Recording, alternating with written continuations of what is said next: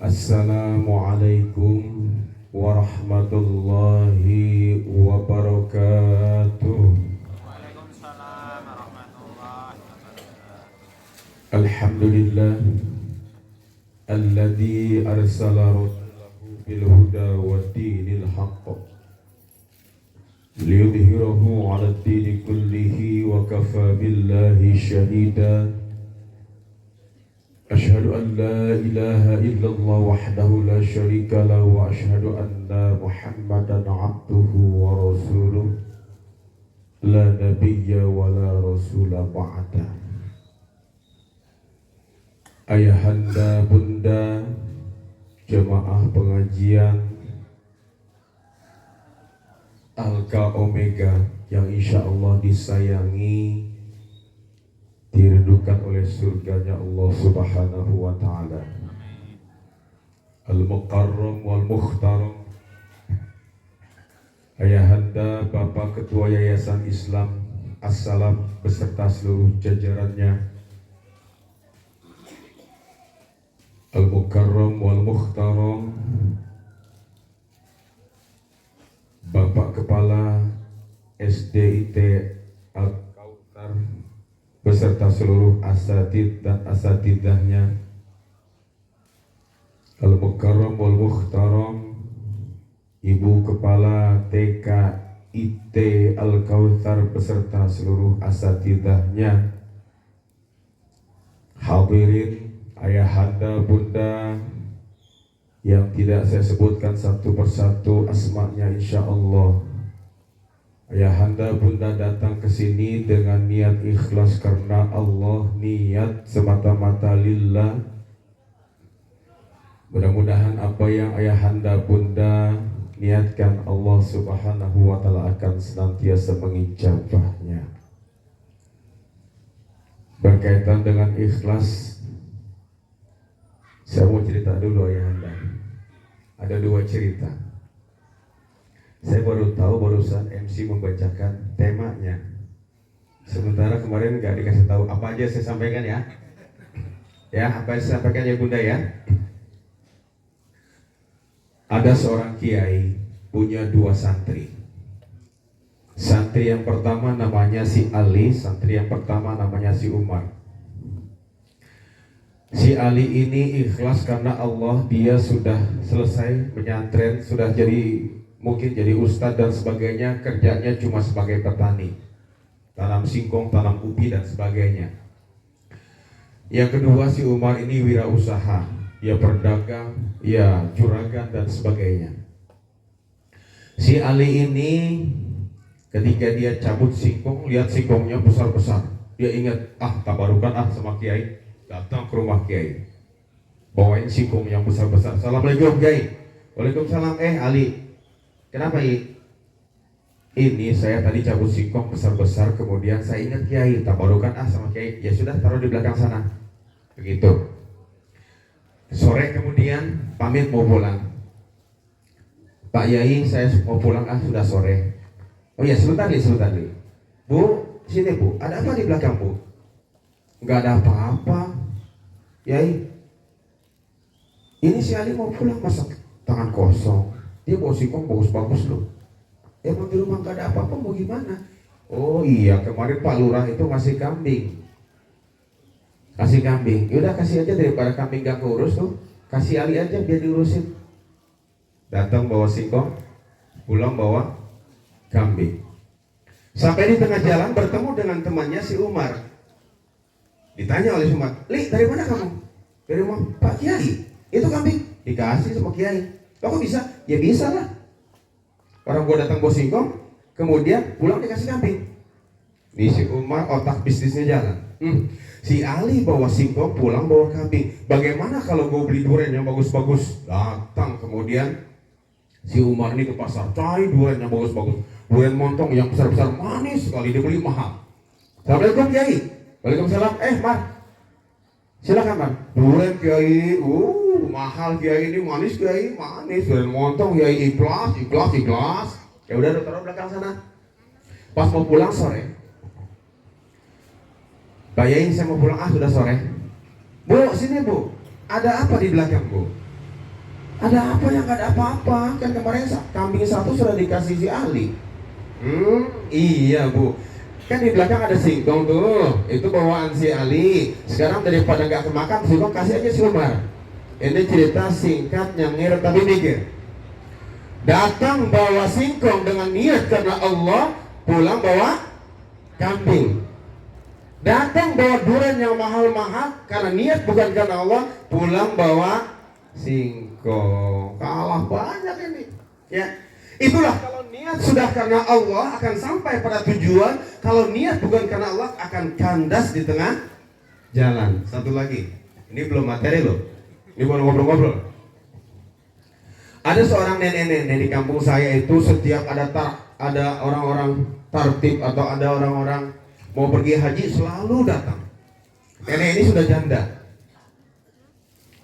Suaminya sudah meninggal 5 tahun lalu. Setiap ada pengajian begini datang, nggak pernah nggak datang, selalu datang. Terutama kalau ada orang mau ratib haji, dia selalu datang. Karena nenek ini kepengen banget haji. Suatu hari pulang dari ratib haji, kata ustaznya bilang, kalau sudah sampai Mekah pasti kita nangis. Pasti kita nangis. Kita mencium Hajar Aswad. Selama ini kan kita cuma lihat Mekah dari sejadah kita sholat. Iya betul. Nangis pulang. Pulang sampai rumah, kemudian ditanya sama anaknya, kenapa mak nangis mak? Pengen pergi haji ya mak? Jangan mimpi mak. Itu masih itu pergi haji karena jual tanah, gusur tanah. Betawi kan begitu. Tanahnya dijual, bikin kontrakan ya, pergi haji. Ini cerita haji sebentar karena bulan haji kan. Kemudian jangan mimpi mak pergi haji. Orang-orang bisa pergi haji karena memang orang-orang tanahnya banyak, jual tanah. Lah kita rumah ini cuma segini-gininya, nggak mungkin pergi haji. Malam harinya ternyata emaknya mimpi mencium Hajar Aswad, menangis di sana. Besoknya ada undangan ratib, ibu itu datang. Saking terbayang-bayang mimpinya, jalan di tengah jalan itu nggak terasa bahwasanya dia sedang jalan di tengah jalan, nggak terasa. Dia menghayal, dia sedang berjalan, sedang di tengah jalanan. Tiba-tiba keserempet mobil karena nggak sadar. Qadarullah yang serempet mobil langsung tanggung jawab, dibawa itu nenek ke rumah sakit. Kemudian 2 jam kemudian ibu-ibu itu sadar. Bu, tolong bu, jangan disampaikan ke polisi bu, jangan dilaporkan bu, tolong bu, semuanya saya tanggung jawab bu, semua yang namanya urusan rumah sakit saya bayarin bu. Bu Haji, maaf Bu Haji, tolong Bu Haji, jangan laporkan saya ke polisi Pak Haji. Bu Haji. Itu Bu Haji nenek ngomong begini, ya Bapak jangan dipanggil Haji, apa saya Bapak, saya belum haji, malu Bapak saya dipanggil Haji. Gitu kan ya? Karena ibunya belum haji. Lalu apa? Kata Bapak tadi, yaudah kalau begitu Ibu hari ini juga saya daftarkan berangkat haji. Hari ini kita pulang ke rumah, siapkan berkas-berkas haji. Oh, niatnya karena Allah. Ya ayahanda bunda yang belum berangkat haji itu jalan raya tuh besar tuh. Gak usah nengok-nengok, gak usah nyebrang aja. Haji enggak ringsek bisa. Itu. Haji itu ada 3 macam. Yang pertama namanya haji lin nasab. Haji karena keturunan. Ayahandanya, kakeknya kaya, tanahnya banyak, semua pergi haji, bahkan cucu semua pergi haji. Itu yang pertama. Yang kedua, haji lil kasab. Haji karena usahanya. Dia kumpulin dikit-dikit hasil dagang, dia matikan satu hari harus nabung 50.000 pergi haji. Yang ketiga, haji lil nasib, yaitu tadi ibu-ibu tadi. Ya. Ayahanda bunda, itu cerita 2. Sekarang baru saya mau masuk materi. Ya. Hari ini sepatutnya kita bersyukur kepada Allah bahwasanya hari ini kita masih diberikan dapat menghirup udara segar. Dari tadi saya sampai sana, asri banget ya. Saya pas sampai mata saya udah dilalatan ini. Saya suka yang hijau royo-royo. senang. Di rumah saya pun hijau. Mata ini kayaknya enak kalau lihat yang hijau-hijau gitu. Hari ini sepantasnya kita bersyukur kepada Allah Subhanahu wa taala bahwasanya kita masih diberikan nikmat bisa menghirup udara segar, bisa mengikuti pengajian hari ini. Syukur menurut bahasa yaitu syakara yashkuru. Syakara yashkuru ala wasnin fa'ala yaf'ulu. Apa artinya? Apa artinya? Syakara yashkuru artinya membuka, yaitu membuka diri untuk mengakui nikmat dan karunia Allah secara sadar dan tulus. Itu artinya syukur. Lawan dari syukur yaitu kufur. Kafara yakfuru, kufrun artinya menutupi. Menutupi dari nikmat Allah, menutupi dari karunia Allah, menutupi agama Allah. Jadi kafara artinya menutupi. Jadi kalau orang nanam kacang saja ditutupi itu juga kafir menurut bahasa lo ya. Makanya kata Allah, la in syakartum wa la in kafartum. Syakara kafar. Lawannya syukur kufur. Menurut istilah syukur yaitu sarfun ni'ami lima an'ama alaihi, menggunakan nikmat sesuai dengan kehendak yang memberikan nikmat. Saya ulangi. Syukur menurut istilah dalam Kamus Besar Bahasa Arab Al-Munjid saya baca sarfun ni'ami lima an'ama alaihi, menggunakan nikmat sesuai dengan kehendak yang memberikan nikmat. Jadi syukur itu bukan ucapan, tapi perbuatan. Gunakan nikmatmu sesuai dengan kehendak Allah. Siapa yang memberikan nikmat? Allah. Keluarkan, gunakan nikmat itu sesuai dengan maunya Allah. Itu namanya syukur. Banyak sekali ayat Al-Quran surat, diantaranya surat An-Nahl ayat 18. Allah firmankan, a'udzubillahi minasyaitonirrajim. Bismillahirrahmanirrahim. Wa in ta'uddu ni'matallahi la tuhsuha. Jika kau mau menghitung nikmat yang aku berikan kepadamu, niscaya kamu tidak akan sanggup menghitungnya. Qul law kana al-bahru midada li kalimati rabbi lanafidal bahru qabla an tanfada kalimatu rabbi. Kalau saja lautan ini dijadikan tintanya untuk menulis tanda-tanda kebesaran Allah, maka setelah habis satu lautan itu bahkan ditambah yang serupanya, tidak akan habis tanda-tanda kebesaran Allah dituliskan. Banyak sekali. Banyak sekali nikmat kecil yang Allah berikan yang tak pernah kita syukuri. Bunda, halo Bunda. Halo. Halo Bunda. Banyak sekali nikmat Allah yang kecil-kecil yang gak pernah kita syukuri. Lihat, contoh kecil saja. Kita semua punya hidung ya. Bunda langsung pegang hidungnya. Ada yang hidungnya cakep, mancung kayak hidung saya. Ada juga yang hidungnya besar kayak hidung saya, seperti jambu air dibelah dua. Coba kita lihat, lubangnya kemana? Ke bawah ya.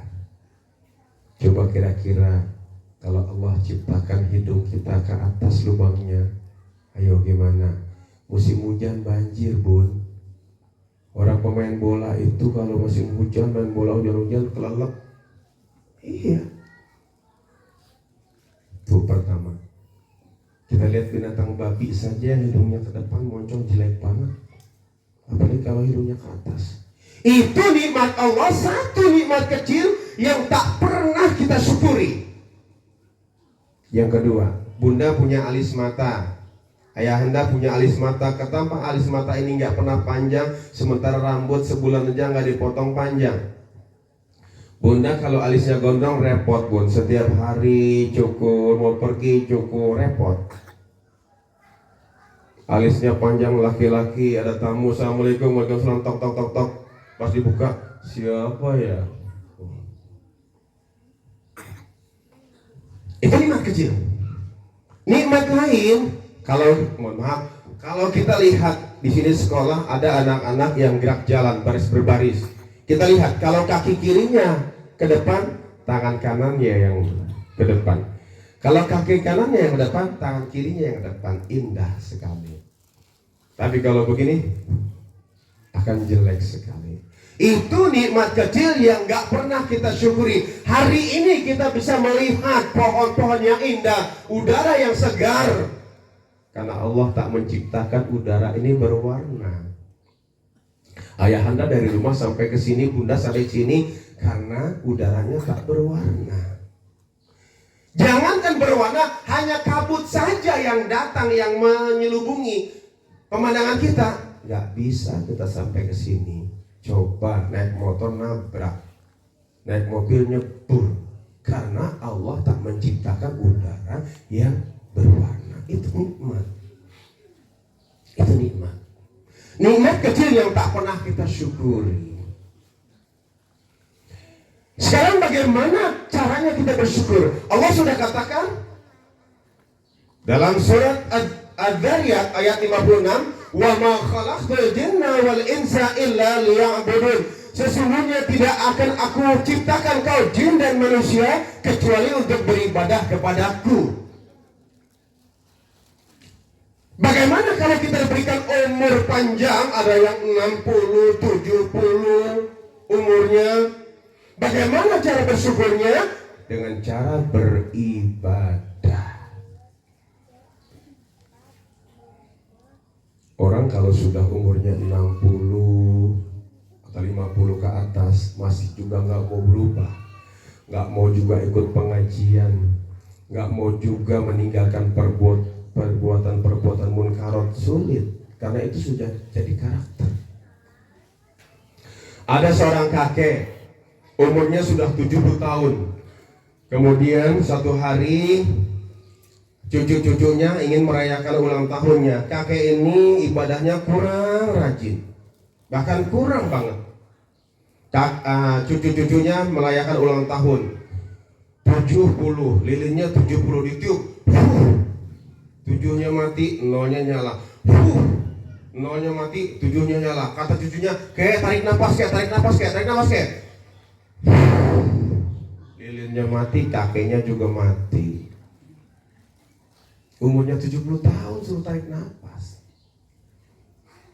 Maka Rasulullah SAW bersabda, khairun nas, sebaik-baiknya manusia, man tala umruhu wa hasuna amaluhu. Orang yang baik budi pekertinya, umurnya panjang, budi pekertinya baik, insya Allah jaminannya adalah surga.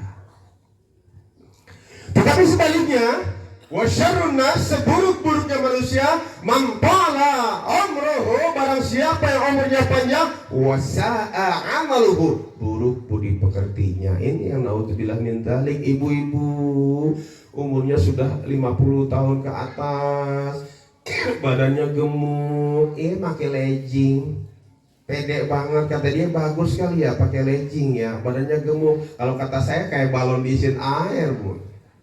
Jelek banget. Kata dia sih mantap banget gitu. Tuh.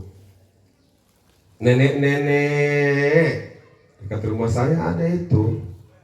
Rambutnya dicat pirang, auratnya nggak dibuka. Kalau sore nongkrong di es teh 3.000. Ya Allah, nenek-nenek mejeng, jangankan anak muda setan aja ogah godain. Nenek-nenek mejeng, ya Allah. Tuh. Ayahanda bunda. Jadi kalau kita diberikan umurnya panjang oleh Allah, bagaimana cara bersyukurnya?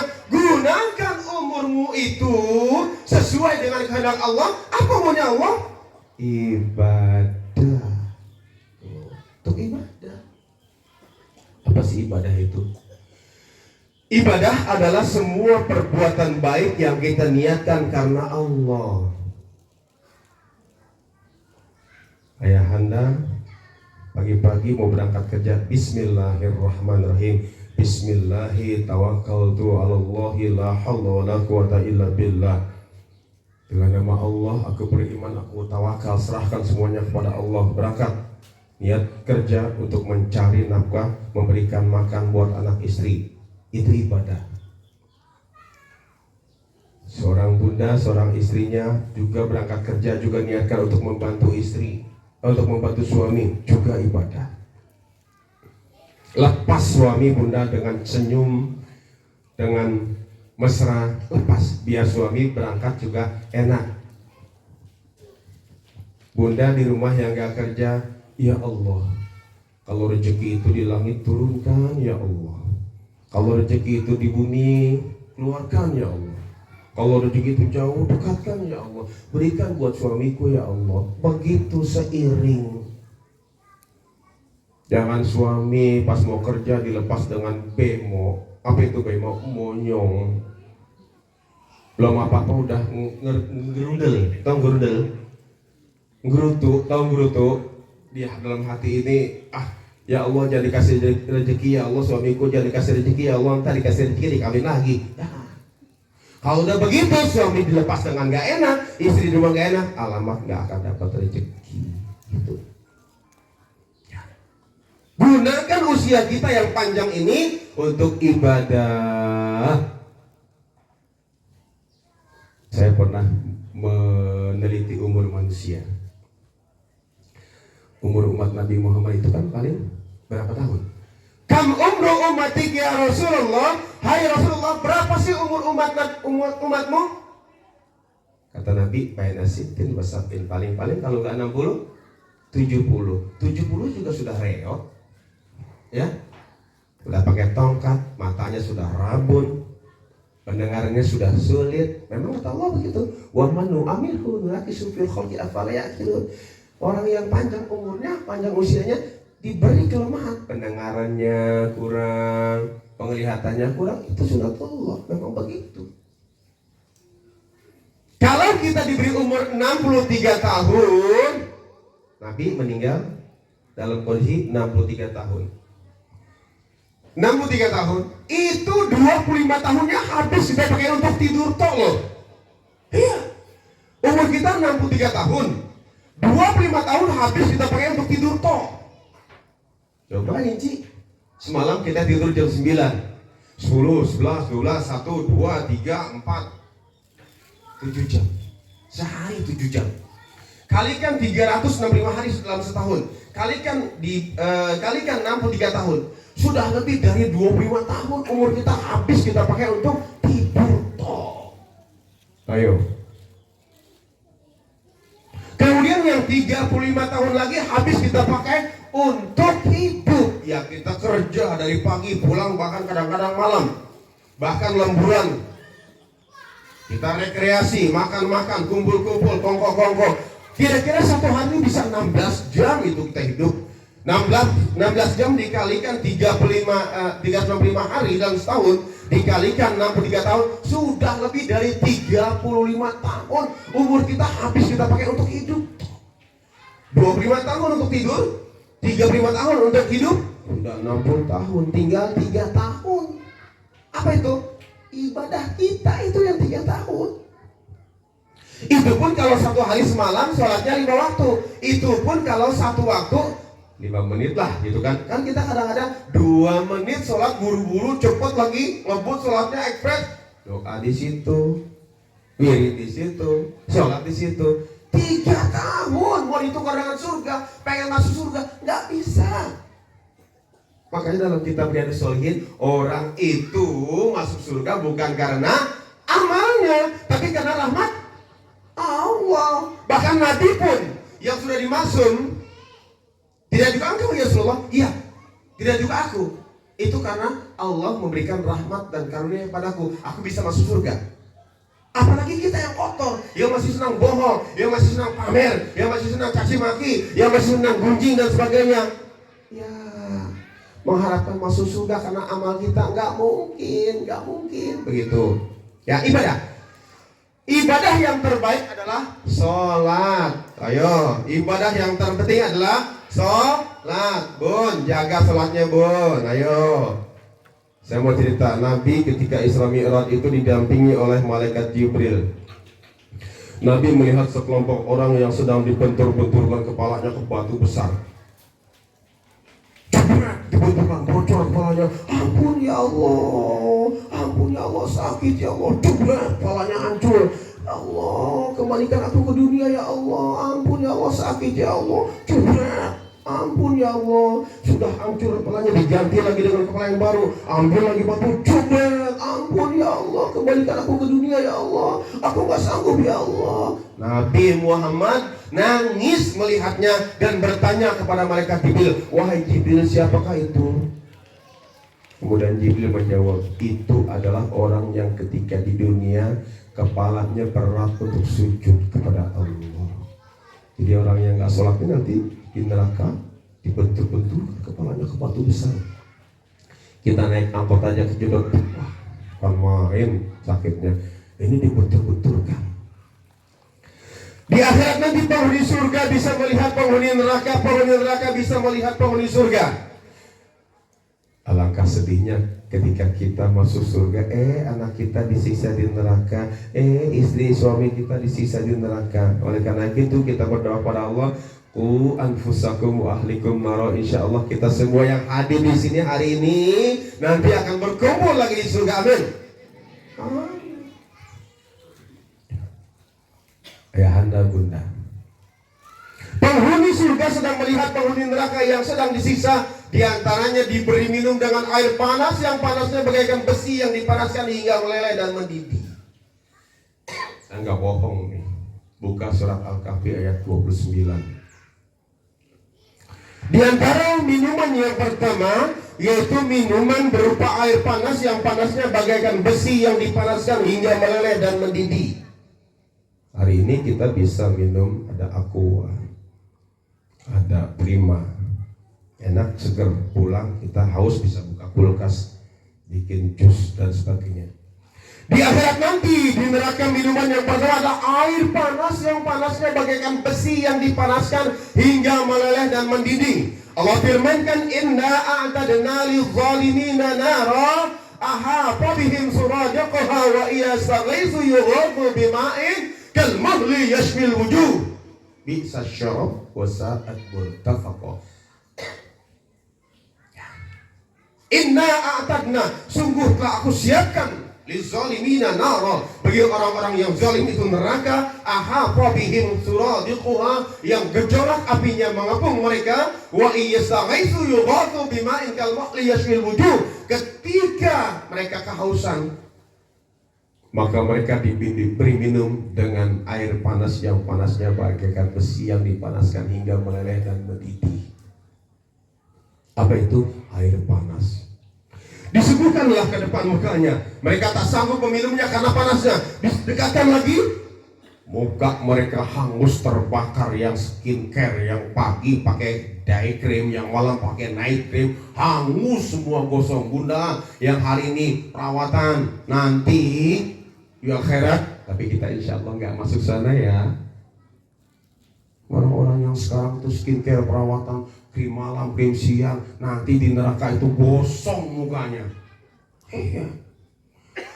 Didekatkan gosong mukanya. Nggak mau juga meminum karena panasnya. Disiramkan air itu ke kepala mereka, masuk melalui otak mereka, terkoyak-koyak, putus. Ini otaknya nggak berfungsi lagi. Terus turun ke leher mereka, usus mereka terkoyak-koyak, putus. Kemudian melalui kaki mereka, tulang mereka pun lumpuh, nggak bisa berdiri. Kemudian mereka didirikan lagi sempurna, terus disiramkan, begitu seterusnya. Kan siksa neraka itu nggak ada ngasonya. Apa kata Allah? Kullama nabidat juluduhum badalnahum juludan ghayraha liyadzuqul adzab. Kulit indera kita sendiri pun kalau sudah terkelupas, sudah tidak berfungsi, maka Allah ganti lagi dengan kulit yang baru agar mereka merasakan azab Allah. Usia kita udah tua loh. Udah tua loh.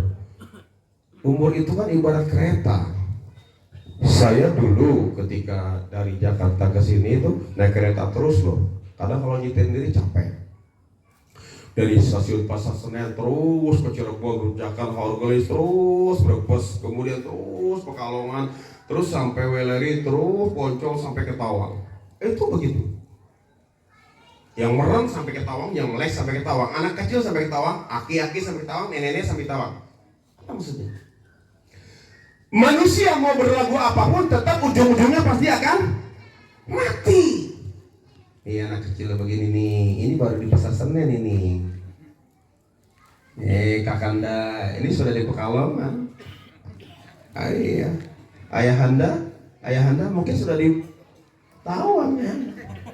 Iya. Begitu. Tinggal ngambil koper saja. Loh, kita ini kan di dunia sedang merantau, betul? Seenak-enaknya orang merantau pasti lebih enak lagi kalau di kampung sendiri, betul? Iya.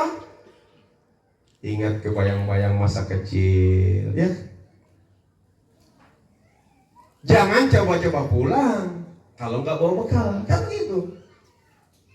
Pulang dari Jakarta ke Jawa, bekalnya pas-pasan. Lapar, beli, akhirnya ongkos habis, melarat kita di rest area, nggak bisa pulang kan gitu. Kan yang namanya pulang seneng. Ini anak-anak sekolah, kalau jam pelajaran misalnya gini, anak-anak sehubungan Pak Rauf sebagai guru matematika tidak hadir, anak-anak boleh pulang. Senang nggak anak-anak? Wah senang, gebuk-gebuk meja itu. Kita dulu masih kecil begitu. Yang namanya pulang pasti senang, kata kuncinya itu. Begitu pula kita setelah merantau di dunia ini, Allah pulangkan kita di akhirat, senang nggak? Senang nggak, Bun? Ragu-ragu. Mau bilang senang takut besok. Umur. Yang pertama, minuman penghuni neraka adalah air panas. Yang kedua, minuman penghuni neraka yaitu air nanah. Tahu nanah, Bun?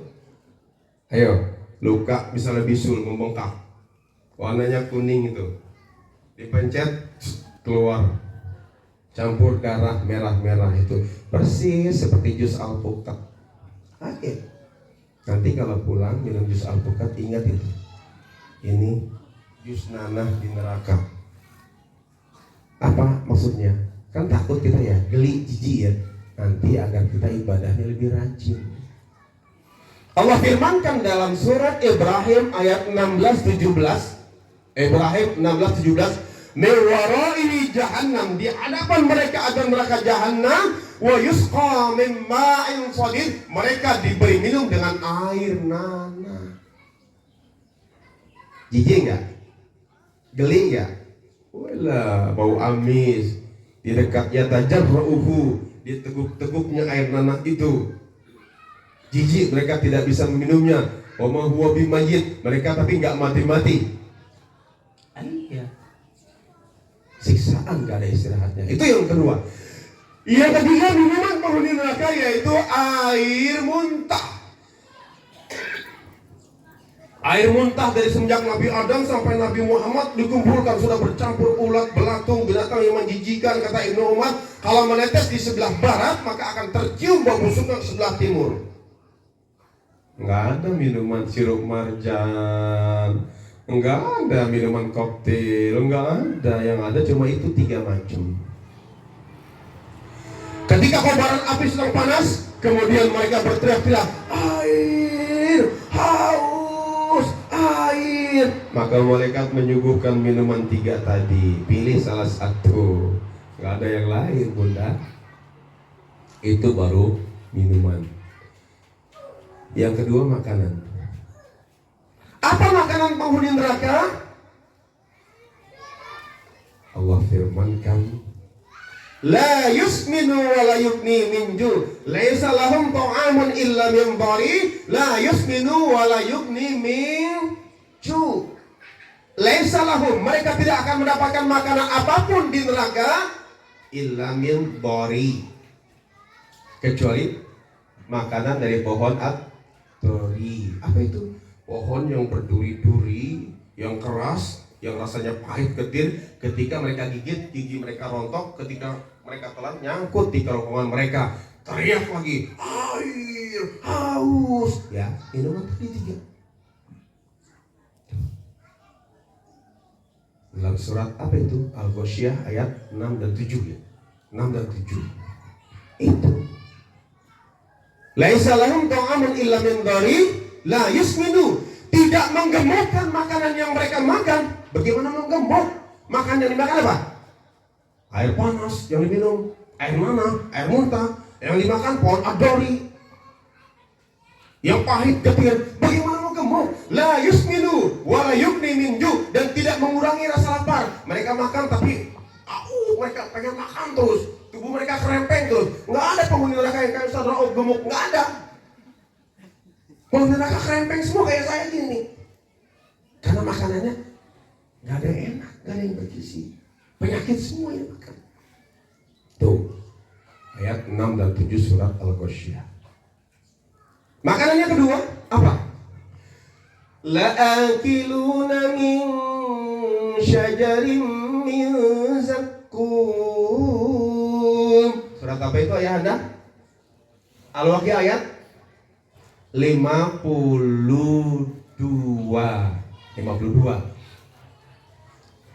La'akiluna, mereka akan makan min syajarin, dari pohon az-zakum. Apa itu az-zakum? Pohon yang berasal dari bara api neraka, yang tungkunya api neraka, yang rantingnya menjalar ke seluruh neraka. Neraka itu ada 8 macam. Surga juga 8 macam. Karena Allah ciptakan seperti itu. Karena nggak adil kalau Allah ciptakan satu surga, satu neraka, semua orang masuk dalam satu surga, karena amal kita beda-beda, gitu kan? Maka Allah ciptakan 8 neraka, 8 surga. Jadi ranting ini menjalar ke seluruh neraka. Itulah bara api neraka, itu makanan penghuni neraka. Kata Allah, bukan kata saya. Itu boleh makanan. Minuman, makanan. Sekarang pakaian. Hari ini kita dingin bisa pakai jaket. Gerah bisa kita pakai singlet.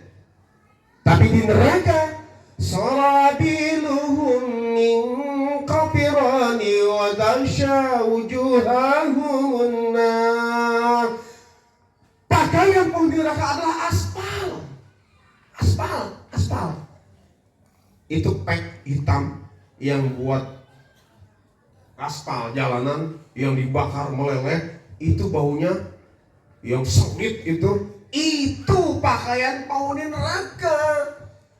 Jadi nggak ada enak-enak di neraka itu, ya, nggak ada enak-enaknya. Bahkan udah itu dikasih asap hitam yang ngepul, la bahidi wala karim, nggak ada enak-enaknya. Itu neraka.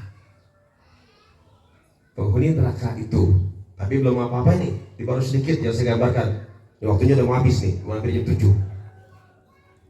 Sementara penghuni neraka bisa melihat penghuni surga, sedang asik dengan kesibukannya. Mathalul jannatil lati wa'idal muttaquna fiha anharun. Perumpamaan orang-orang penghuni surga yang sedang asik dengan kesibukannya. Fiha, di surga itu anharun, ada sungai mimma'in ghairi asidin, sungai yang airnya jernih, yang tak pernah berubah. Gak seperti di dunia, musim hujan airnya butak, keruh. Kemudian musim panas airnya hijau. Di sana airnya terus mengalir jernih, tidak pernah berubah rasa maupun baunya, segar. Wa anharun min labanil ladzatil lisyaribin. Ada air susu. Di surga ada air susu. Gak kayak di kita, susunya 2 jam basi. Di sana enggak. Susunya terus. Wa anharum min asali musaffa, ada sungai madu yang musaffa, yang sudah disaring, tinggal minum. Sungai-sungai itu. Wa anharum min khamril ladzatil lisyaribin, dan ada sungai arak. Arak ada di surga. Arak ada di surga. Ayah ada, bunda, arak ada di surga. Tapi araknya la yusaddauna anha wala yunzifun. Araknya tidak membuat pening, araknya menyegarkan. Kenapa? Minuman laki-laki loh, tambah stamina. Karena bidadarinya banyak loh. Itu penghuni surga. Kemudian penghuni neraka minta kepada penghuni surga. Apa katanya? Dalam surat Al-A'raf ayat 50, Allah firmankan, wa nada ashabun nari ashabal jannah Penghuni neraka minta kepada penghuni surga, afidu alaina minal ma, tolong dong bagi aku sedikit saja air. Kamu kok kayak enak banget sih? Lalu penghuni surga menjawab, qalu innallaha harramahuma 'alal kafirin. Enggak boleh, aku dilarang sama Allah. Enggak boleh. Tuh. Kemudian penghuni surga bertanya, masalah kakum fil saqar? Surat apa itu? Al-Muzammil ayat 42-43. Emang apa sih yang membuat kamu masuk ke dalam neraka ini? Kemudian penghuni neraka menjawab, qalu lam nakum minal musallin. Dulu aku di dunia ini malas sholat, sehingga aku masuk ke sini. Itu. Oleh karena itu, muru auladakum. Wahai bunda, ayahanda, muru, perintahkanlah anak-anakmu bis sholat wahum abna'u sab'in. Kalau umurnya sudah 7 tahun, wadribuhum, pukul anakmu. Kalau sudah berumur 10 tahun nggak mau sholat, tapi bukan pukulan menyakiti, tapi pukulan untuk memberikan peringatan agar mereka sadar bahwa sholat itu wajib. Tuh. Maka Imam Syafi'i dalam hadis yang diriwayatkan oleh Rasulullah, Imam Muslim, al-farqu bainal abdi wal kufri tarkus shalah, perbedaan antara umat Islam dan orang-orang kafir adalah sholat. Faman tarakaha faqad kafar, barang siapa yang meninggalkan sholat sungguh nyata dia telah kafir. Imam Syafi'i memberikan penjelasan tentang ini, barang siapa yang mengaku muslim, barang siapa yang mengaku beriman tapi dia tidak sholat, maka kalau mati jangan disolatkan, karena sesungguhnya dia bukan lagi muslim tapi kafir. Itu. Oleh karena itu jaga sholat kita. Makanya Nabi Muhammad itu selalu berpesan kepada kita. Bahkan Allah pun, wahai Jibril, tolong sampaikan kepada Muhammad bahwasanya aku tidak akan menerima zakat seseorang, aku tidak akan menerima haji seseorang, aku tidak akan menerima sedekah seseorang kalau dia tidak sholat. Karena sholat adalah amal ibadah terpenting di dalam agama Islam. Betul? Iya. Makanya Nabi berpesan ketika mau meninggal dunia, ummati sallu, ummati sallu, ummati sallu, umatku kerjakan salat, umatku jangan tinggalkan salat, umatku pelihara salat. Nah, salat amal ibadah terpenting. Awwalu ma yuhassabu alaihi al-'abdu yaumal qiyamati as-shalah. Idza salahat sa'iru amali wa idza fasadat sa'iru amali. Kalau salatnya baik, maka akan baik seluruh amal ibadah yang lainnya. Maka kalau salatnya buruk, maka akan buruk seluruh amal ibadah yang lainnya. Jadi salat merupakan tolok ukur bagi amal ibadah yang lainnya. Kalau ada orang yang rajin sumbang masjid, rajin sumbang yatim piatu, rajin apa-apa, tapi dia nggak salat, bagaimana? Pura-pura, ternyata mobil ada, ya kan? Pura-pura. Ada orang yang sholatnya rajin, tapi maksiatnya juga rajin. Gimana ini? Pura-pura. Allah firmankan, inna sholata tanha 'anil fahsya'i wal munkar. Sesungguhnya sholat itu mencegah perbuatan jahat, keji dan munkar. Lah, sholat juga, maksiat juga. Sholatnya pura-pura. Sholatnya nggak benar, niatnya bukan karena Allah, kan gitu. Sedikit lagi, ini sudah jam 7. Tadi kita mulai jam 7 lewat 25 loh, ya. Boleh nambah dikit. Ada hukuman yang Allah berikan kepada orang-orang yang meninggalkan sholat ini. Camkan. 1. Kalau sholat subuh yang ditinggalkan, kadang-kadang kita suka malas nih, apalagi dingin gini nih. Kadang-kadang subuh dengar azan, ntar dulu baru juga azan, baru dengar qomat, ntar dulu baru juga qomat. Akhirnya semplak guling, lihat istri BH-nya terbuka, ya udah, terus bablas. Apa kata Nabi? Orang yang tidak sholat di pagi hari, tidak sholat subuh, maka balas syaitanu fi udunaihi, setan mengencingi telinganya. Jadi bunda kalau subuh, ayah anda kalau subuh nggak bangun, setan lagi ngencingi telinga kita. Maukah telinga kita jadikan pispotnya setan? Gak mau kan? Bangun. Kalau kita ingin melihat cerminan seseorang, apakah imannya itu mantap atau tidak, lihatlah ketika subuh, lihatlah ketika azan subuh berkumandang, apakah dia pergi menembus gelapnya malam ke masjid, atau dia tarik selimut lagi. Itu. Apa hukumnya kalau kita meninggalkan sholat subuh? Maka Allah akan benamkan tubuh seseorang yang meninggalkan sholat subuh ke dasar neraka selama 60 tahun. 1 tahun di akhirat sama dengan 1000 tahun di dunia. 60.000 tahun.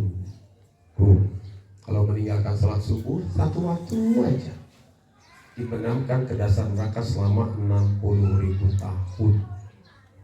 Iya.